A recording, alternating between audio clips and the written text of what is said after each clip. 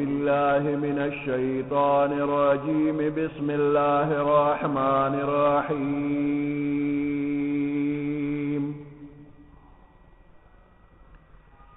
في قلوبهم مرض فزادهم الله مرضا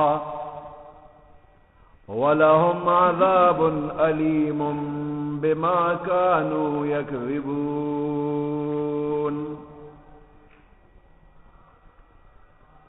وإذا قيل لهم لا تفسدوا في الأرض قالوا إنما نحن مصلحون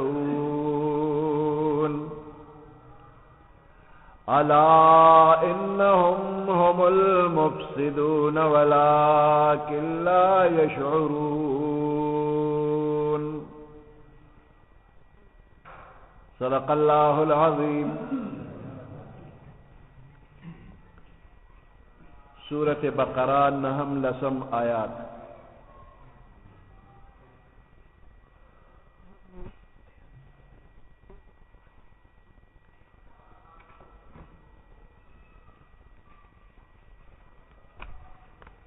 في قلوبهم مرض فزادهم الله مرضا. دا لسم نمبر آیات تے. د دې منافقانو په زړونو کې مرض دی، بیماری ده. فی قلوبهم مرض، د دوی په زړونو کې مرض دی. مرض هغه حالت طویلی شي چې د بدن ته پیخیږي او بدن د اعتدال او برابر حالت نه اوباسي، کمزوری کی او کله کله مرګ ته ورسي.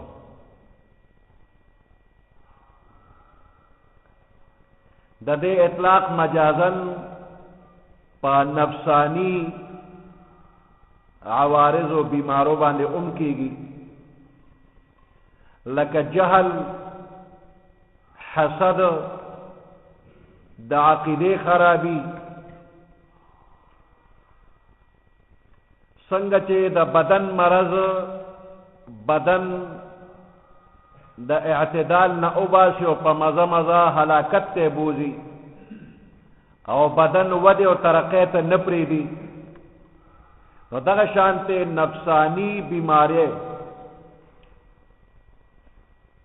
انسان د فضائل او مرتبو ترقی ته نه پریږي او په مزه مزه انسان ابدی هلاکت ته بوزي. نو دا منافقان د نفسانی خواهشاتو په ډېر خراب حالت کې مبتلا وو. جهالت، حسد، کفر، بد عقیده د دوی په رګ رګ کې پرته وه. د پیغمبر علیہ السلام روزانه مقبولیت د مؤمنانو زیاتېدل د دوی د پاره د حسد او د کینې سبب. دوی ته چې کومه سرداری میلاو وه هغه ورځ په ورځ ختمېده، نو د دوی په دې زړونو باندې هر وخت تکلیف. د قرآن پاک غوندې عظیم الشان کتاب دوی د خپلو بیمارو علاج ونه ګرځو.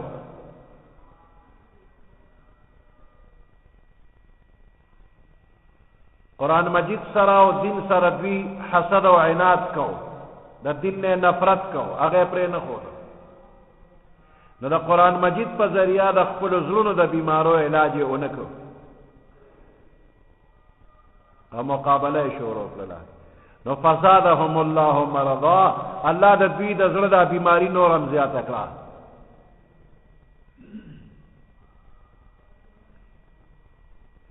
نو دا یو حقیقت دی چې څوک د خپلې بیماری د پاره د یو ماهر او قابل ډاکټر د طرف نه تجویز شوی دوايي نه استعمالوي،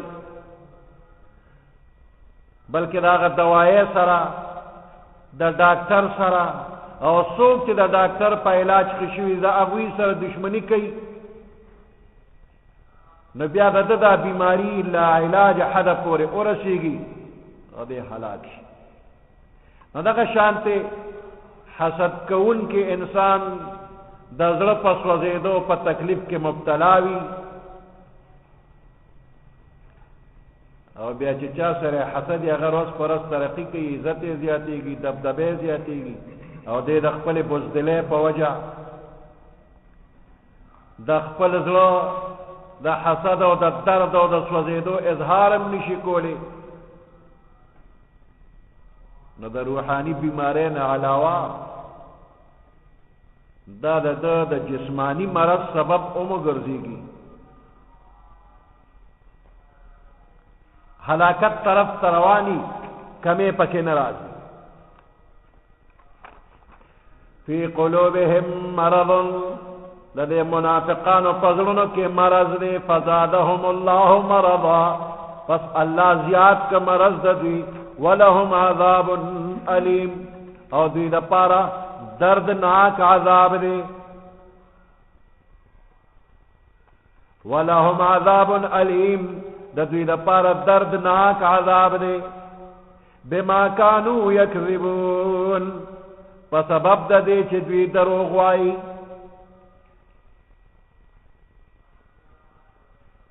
د منافقانو دروغ داو چې دوی په ظاهر کې د ایمان بالله او ایمان بالیوم الاخر دعوی لرله او په زړه کې د دې مخالفو.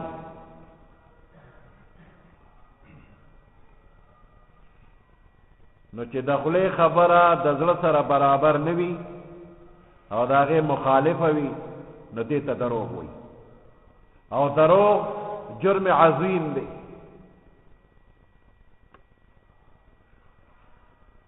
د دردناک عذاب سزا په حقیقت کې د دوی د پاره هم د دوی د دې منافقانه کردار په وجه وه، او عام طور باندې دروغ اگر چې عظیم جرم او گناه کبیره ده، مگر دا سزا د هغې په وجه نه ده، اگر چې دروغ ویل یو داسې جرم دی چې انسان بالآخر په نفاق کې مبتلا کوي. او دلته منافقان هم د دروغو د عادت د وجه نه د کفر او نفاق حد ته ورسېدل، نو په حقیقت کې هم دا دروغ ویل د ټولو خرابو جرړه او بنیاد شو.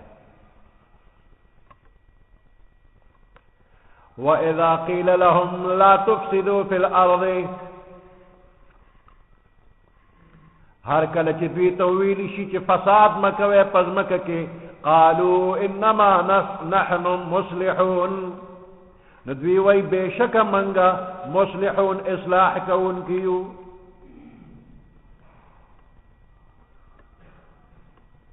فساد او اصلاح دو لفظونه دي او د یو بل ضد او مخالف راځي.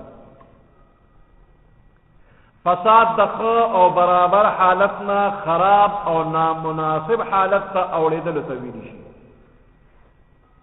او صلاح ښه او برابر او معتدل حالت ته ویلی شي. نو د لا تفسدوا فی الارض معنا دا لا تفعلوا ما يؤدي الى الفساد، هغه کار مکوي چې د هغې نه فساد او خرابي پیدا کیږي.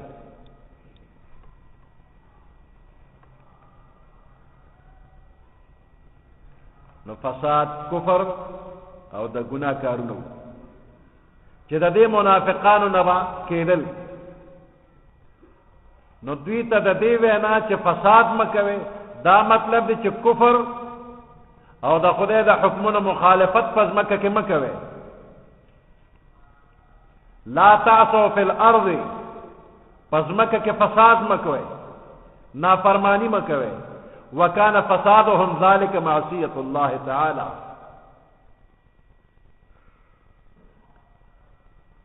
د خدای د حکمونو مخالفت او نافرمانی مکوي.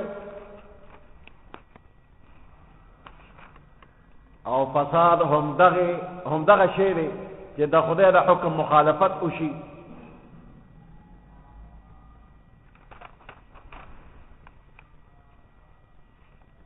وکانه فسادهم ذلك معصیت الله فساد د دوی دغه نافرمانی د الله وا لانهم من عصى الله في الارض ځکه چې چا په نافرمانی وکړه د الله په دې ځمکه کې د الله د حکم خلاف کار وکړ وامر بمعصيته او بلته د نافرمانی حکم وکړ فقد افسد في الارض نو د پزمکه کې فساد وکړ لان صلاح الارض والسماء بطاعته ځکه د ځمکه او د اسمان صلاح دا په طاعت د الله کې ده نو د منافقانو فساد کو په مختلفو طریقو یې کو نه الله وت حکم وکړ چې فساد مکوي لا تفسدوا في الارض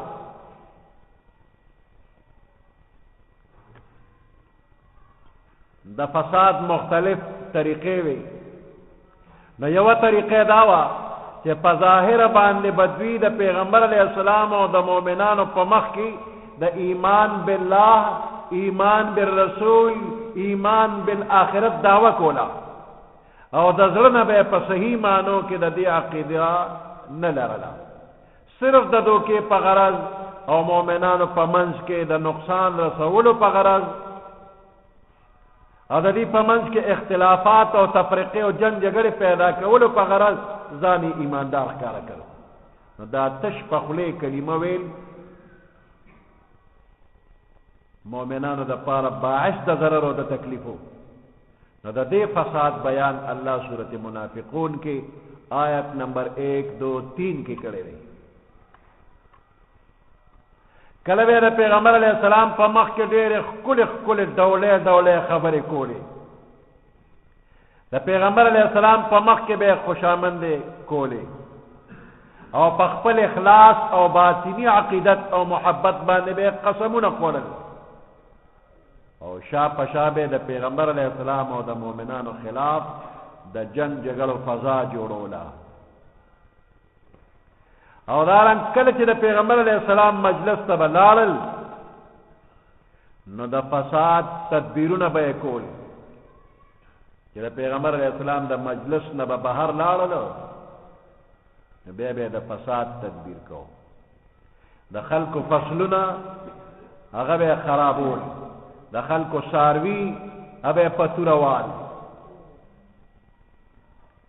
د خدای نه د ير اختیارولو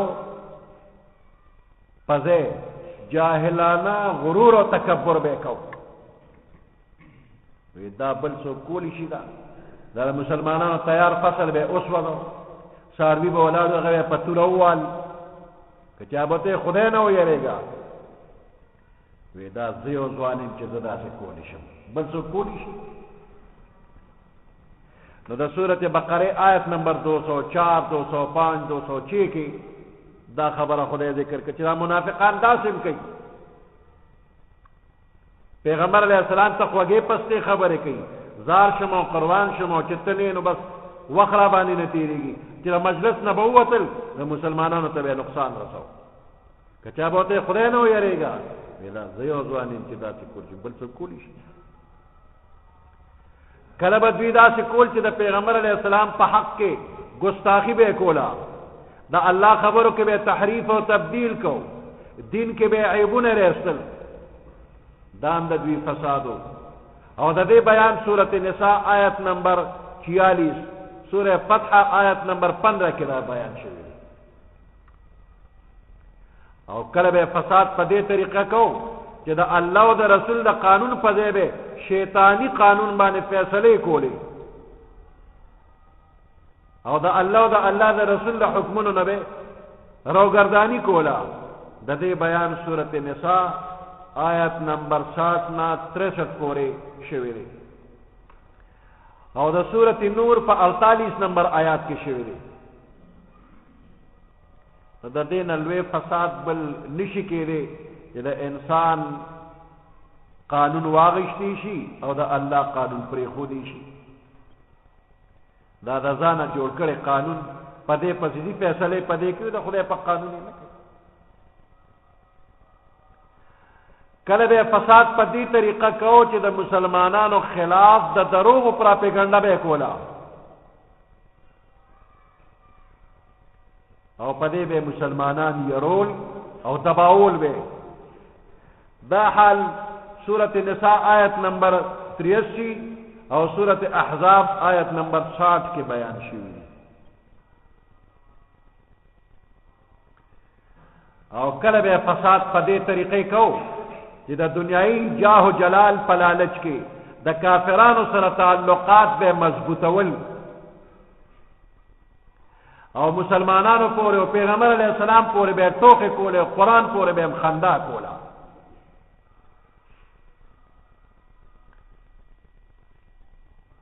او که مؤمنانو ته د شکست او د ذلت انتظار به هم کو، او که مؤمنانو ته به فتح نصیب شو نو بیا به د مؤمنانو سره ځان به یوځای که او مال غنیمت کې به تیسه غوستا.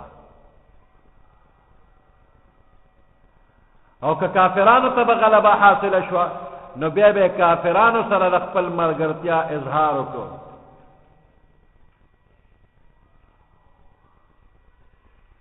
کله به فساد په دې طریقه کو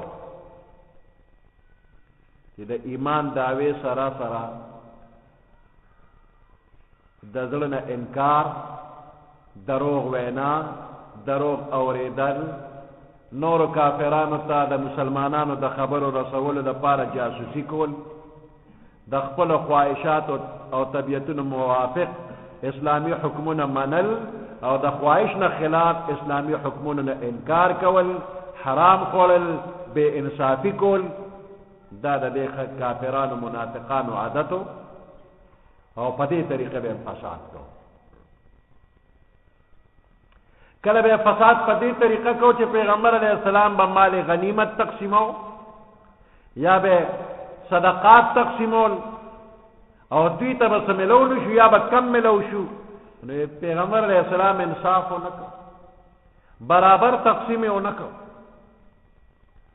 نو دا قسمه طریقې دا فساد و د دې خلکو.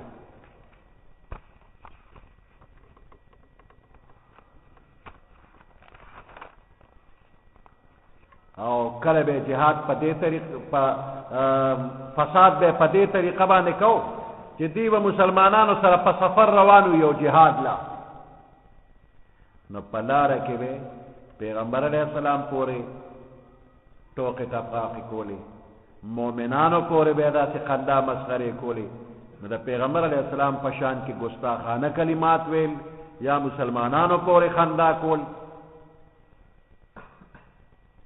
که چا به پیغمبر علیه السلام ته خبر ورسو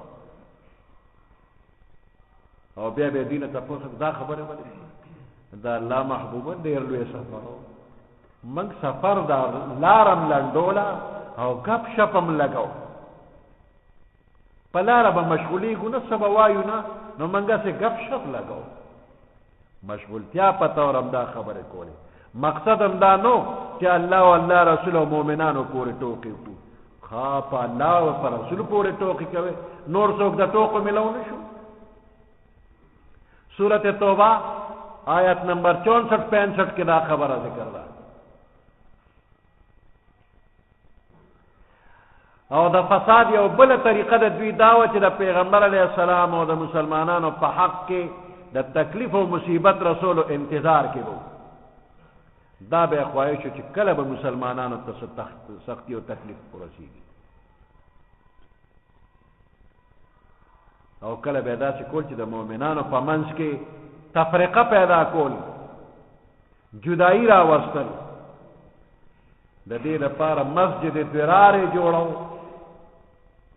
چې د جماعت په نوم باندې به آبادی وکړو او د دې جماعت د نوم نه به بیا من مسلمانانو ته نقصان رسو. مسجد ضرار سورۃ توبہ کې آیت نمبر 107-110 پورې آیاتونو کې د دې دا خباثت هم ذکر شوی دی چې دوی فساد کوي د مسلمانانو په منځ کې. او کله به فساد په دې طریقه کو چې د مسلمانانو په منځ کې تردد او پریشانی او بزدلی پیدا کولو د پاره به غلط خبره خورولې، مؤمنان به د جهاد نه پاتې کول او رست کول. او د کافرو د طرف نه د مؤمنانو خلاف فتنه فساد پیدا کولو د پاره به خفیه طریقو باندې پورا حساب شته. نو په مختلف طریقو دی فسادونه کول. نو الله پاک حکم وکړو چې فساد مکوئ. پیغمبر علیہ السلام ته مخامخ داسې خبرې کولې چې د هغې به دوه مطلب و، لکه راعنا زمونږ لږ خیال وساته، خبره بیا وکړه، دی به راعینا ای زمونږ ګډبا، یا دویمه معنی ده ای زمونږ بې وقوفه. بیا به یې خندل وي مخامخ به پورې خاندو، ټوکې به پورې کوو، نه پوهېږي دا څنګه پیغمبر دی. دا هم فساد و. کله به پیغمبر علیہ السلام ته السلام علیکم، دا السلام علیکم په ځای به السلام علیکم وي.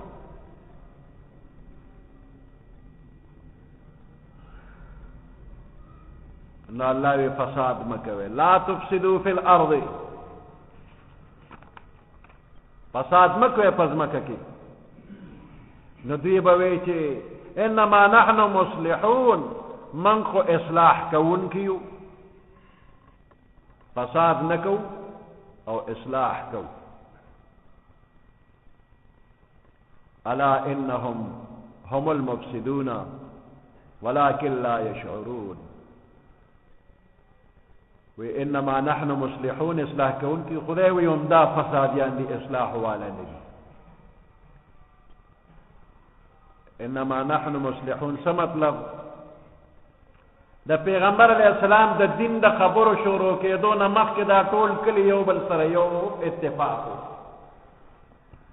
او چې دا نوې خبرې شروع شوي دي نو رور د روره جدا او زوی د پلاره جدا. نو موږ غواړو چې هغه پخواني رورولي بیا راشي، موږ اصلاح غواړو، هغه زاړه تعلقات بیا برقرار شي، صلح کل غواړو. نو الله وی الا انهم هم المفسدون ولكن لا يشعرون. په حقیقت کې اصلاح خو داوا چې دین اسلام د دنیا په ټولو دینونو باندې غالب شي، د الله په ځمکه د الله قانون نافذ شي، او تمام فیصلې د الله او د الله د رسول د حکم مطابق وشي. دغه ته اصلاح وي. اوس د دې خبرې خلاف دوی وی چې هغه زول کفر بیا راشي، نو دا خو اصلاح نه ده، دقه فساد دی. ولكن لا يشعرون، دوی کې شعور نشتا.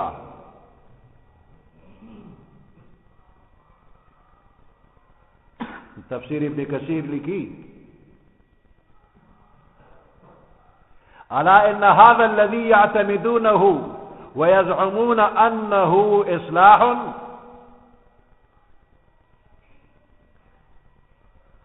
خبردار هغه چې دوی په اعتماد کوي او ګمان کوي چې دا اصلاح ده، هو عین الفساد، هم دقه فساد دی. ولكن من جهلهم لا يشعرون، لیکن دوی د خپل جهالت د وجه نه پوهیږي بکونه فسادا چې دا فساد دی، دا فسادیان دی.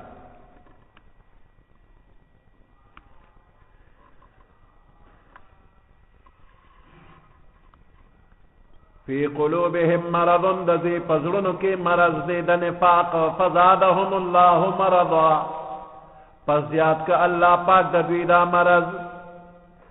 ولهم عذاب علیم، او د دوی د پاره عذاب دی دردناک، بما کانوا یکذبون، په سبب د دروغ ویلو د دوی.